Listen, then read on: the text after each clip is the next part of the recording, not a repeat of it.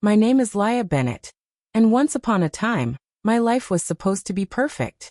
He made me believe in forever. It's funny, isn't it? How easily we buy into dreams when someone whispers them sweetly enough. He used to kiss my forehead every morning like I was a fragile promise he intended to keep. And I, foolish, hopeful, stupidly in love, believed him.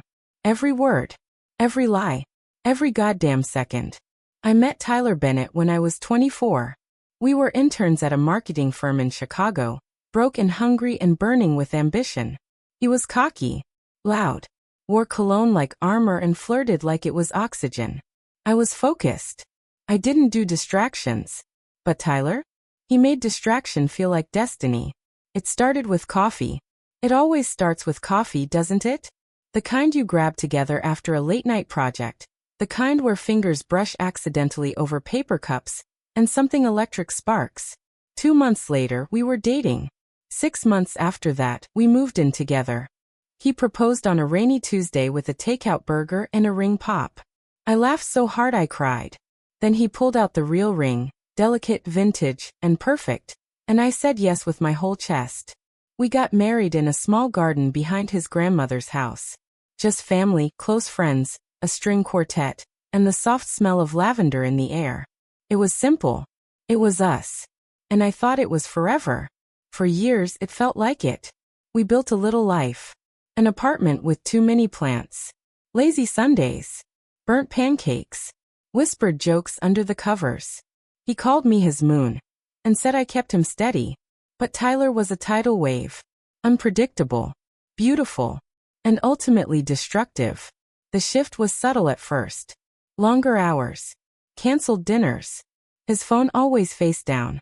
I chalked it up to work stress. He'd just been promoted, and I wanted to be supportive. That's what good wives do, right? I didn't question the late-night texts. I didn't flinch when he came home smelling like someone else's perfume. I didn't even cry the first time he forgot our anniversary. But the silence started to grow between us. Like ivy. Slow, creeping, suffocating. Then came the day that broke everything.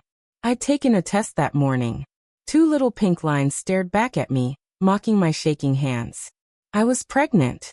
Me, Leah Bennett, who never thought she'd be a mother, who planned every second of her life, now had something inside her that shattered all her plans. I was terrified. And elated. And stupid enough to think telling Tyler would fix us. I drove to his office that afternoon, rehearsing the speech in my head. We're going to be parents. This is the start of everything. I even picked up his favorite Thai food. I wanted it to be special. But fate? Fate had other plans. When I walked into his office, I found the door slightly ajar. I heard laughter. Low. Intimate. Familiar. And then I saw it. His hand on her thigh. Her lipstick on his mouth. Her blouse half open and her legs draped across his lap like they belonged there. I didn't say a word. I just stood there. Frozen. Heart unraveling thread by thread. Tyler looked up, shocked for half a second. And then nothing.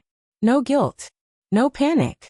Just that same smug smirk I used to find charming. Leah, he said, like I was the one who had walked in on the wrong moment. She had the nerve to giggle. Something inside me cracked. I dropped the food on his desk. The bag burst open, spilling noodles and sticky rice all over their paperwork. The scent of pad thai mingled with Chanel No. 5. It would have been funny if it hadn't been my life collapsing. I'm pregnant, I whispered. I came to tell you I'm pregnant. And his response? He laughed. Not a big laugh. Not cruel. Just a soft, stupid chuckle like I'd said something mildly inconvenient. Now's not really a good time for that, he said, adjusting his shirt. Can we talk later? Later. I drove home in silence. I didn't cry.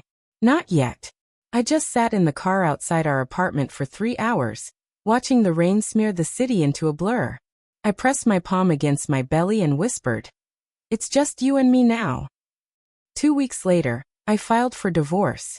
And that should have been the end. But karma? Karma was just getting warmed up.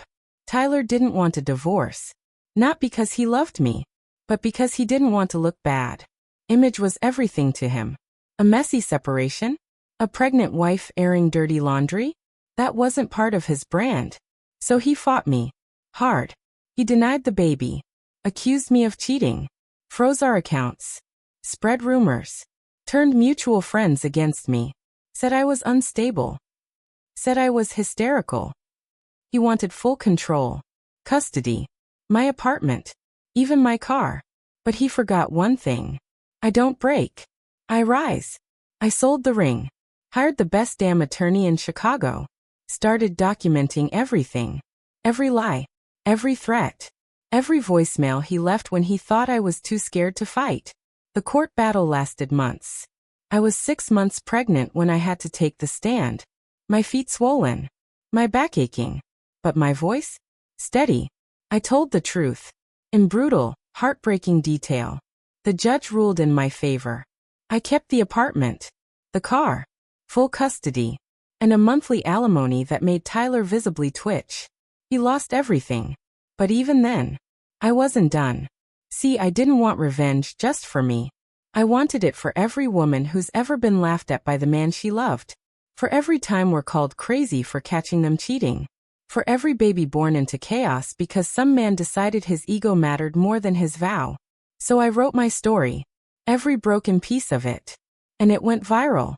Tens of thousands of women reached out, shared their own scars. And suddenly, I wasn't alone anymore. Neither was my daughter. I named her Leora. It means light. She's 2 now. Has his eyes. My stubborn chin. And a laugh that makes the whole damn world feel worth it again. Tyler tried to reach out once. Sent an email with a subject line that just said, mistake. I didn't open it. I didn't need to. Because I already had everything he tried to destroy. Peace, power, and a future so bright it blinds. They say time heals all wounds. But healing doesn't mean forgetting. Healing means I can walk past the coffee shop where we first met and not flinch. It means I can hear his name in conversation and feel nothing. It means I can tuck Leora into bed at night, kiss her forehead, and promise her the kind of love that doesn't come with bruises on the soul. I rebuilt everything from ashes, brick by brick. Some nights were hard. Nights when the silence of the apartment screamed louder than any fight. Nights when Leora cried and I held her with trembling hands, wondering if I could really do this alone. But I did. And not just alone. I did it better. Because strength doesn't always roar. Sometimes it's in the quiet refusal to give up. In showing up for your child when your heart is still bleeding. In daring to believe in joy again. Even after the person you trusted most tried to crush it out of you. I got a job offer 6 months after Leora was born. A small agency, nothing fancy, but they read my viral post and wanted me. Not the ex-wife. Not the scandal. Me. My words. My voice. And I took it. Now I lead my own team. We build brands from scratch, especially for women-owned startups. I pour all my fire into it. All the lessons I learned from loving the wrong man and choosing myself anyway. Every now and then, someone asks me if I'll ever date again. Maybe. But I'm not looking. Because love isn't the goal anymore. Peace is. And if someone ever comes along, he'll have to add to the peace I fought for, not disturb it. Leora deserves to see what that kind of love looks like. And I deserve to feel it. But even if it never comes, that's okay too. Because my happiness isn't waiting at the end of some fairy tale. It's here. Right now. In the small moments. In the giggle of my daughter. In my own reflection, where I finally see someone I admire. Sometimes karma looks like fire and fury. But sometimes karma is just a woman who survived. Who rose. Who found herself after losing everything. And if you're out there, still crying over someone who broke you, still whispering apologies to yourself for trusting too much, still questioning your worth, let this be your sign. You are not broken. You are becoming. Becoming the woman who walks away with nothing but her dignity and still builds an empire. Becoming the mother who teaches her child that pain doesn't define us. Power does. Becoming the one who turns betrayal into a battle cry. Because I'm Leah Bennett. And they tried to bury me. But like a seed I rose. Not despite the darkness. Because of it. And now I bloom in every light they tried to steal. So next time someone asks me what happened with Tyler Bennett, I just smile. And say he lost me. Because that's That's the kind of karma no man ever recovers from.